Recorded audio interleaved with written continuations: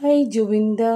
আজকে জুবিনদা কিন্তু আমাদের পাশে নেই, কিন্তু আজকে আমি ভিডিও নিয়ে এসেছি শুধুমাত্র জুবিনদার জন্য।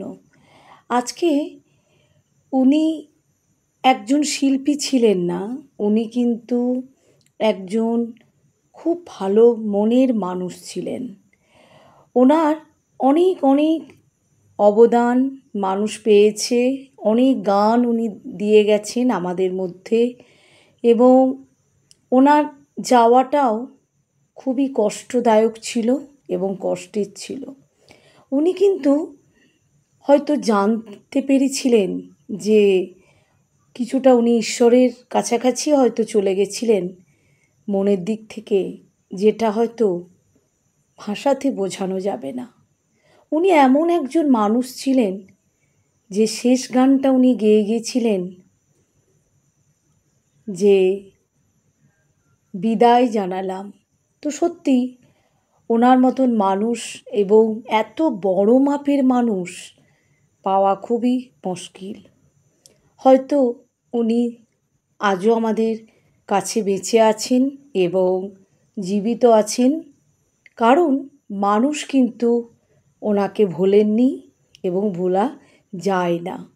উনি যথেষ্ট অনেস্ট এবং ভদ্র, এবং একটা সবথেকে যেটা সেটা হচ্ছে উনি খুব সুন্দর একজন মানুষ, যেখানে ওনার কোনো অহংকার ছিল না।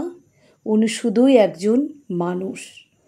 উনি এমন একজন মানুষ, এত কিছু বৈভব, এত ঐশ্বর্য থাকা সত্ত্বেও উনি কিন্তু মানুষদের ভালোবাসতেন এবং জীবজন্তু সবাইকে উনি নিজের মতো করে ভালোবাসতেন। ওনার কোনো সন্তান ছিল না, কিন্তু উনি সবার পিতা ছিলেন, কারণ ওনার 15টা মতো 15 জন সন্তানকে তিনি পালন করতেন। ওনার স্ত্রী গরিমা, উনিও কিন্তু খুবই স্নেহশীল এবং ভালো মা। আজকে ওনার যাওয়াটা সত্যি খুবই দুঃখজনক, কারণ উনি এমন কিছু দিয়ে গেছেন মানুষদের, যেটা মানুষ আজও ভুলতে পারছেন না। উনি কোনো জায়গাতেই উনি কোনো পলিটিক্স করতেন না, কিন্তু শুধু একজন ভালো মানুষ ছিলেন। ওনার মনের মধ্যে কোনো পাপ ছিল না, সকলকেই আপন করে নিতেন। ওনার যাওয়াটা আমাদের কাছে সত্যি একটা দাগ কেটে গেছে।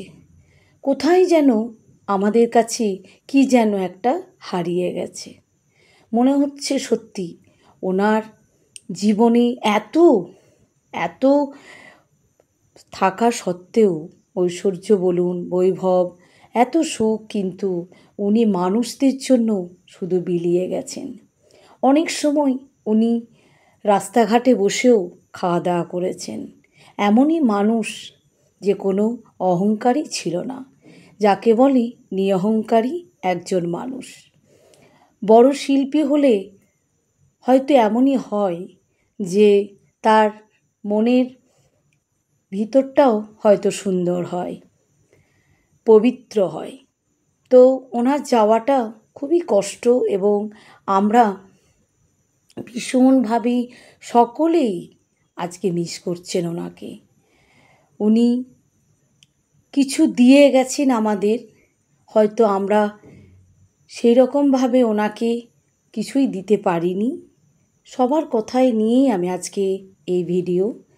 তবে উনি খুব বড় মাপের মানুষ ছিলেন।